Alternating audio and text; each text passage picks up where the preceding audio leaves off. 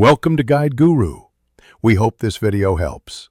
You start by selecting cores, windings, and magnets that let the motor spin fast with minimal loss. Choose a thin, high-permeability core and prioritize dynamic balance. Imbalance kills RPM quickly. Once you have the core and magnet type, pick enameled copper wire in the AWG 3036 range to keep mass low and allow many turns. Make sure magnet strength is N52 class and compact. Strong. Thin magnets reduce required current and improve no-load speed, so order components now and confirm dimensions. You now wind and assemble with speed-focused techniques.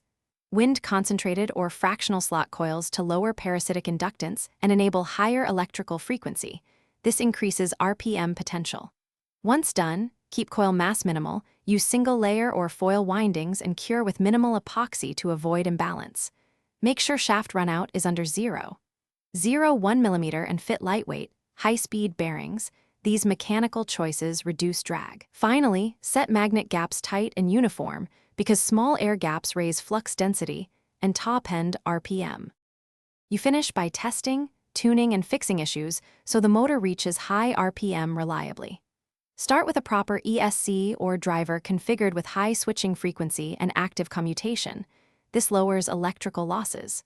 Then measure no-load RPM, vibration, and temperature while you increment timing and PWM frequency to find the sweet spot.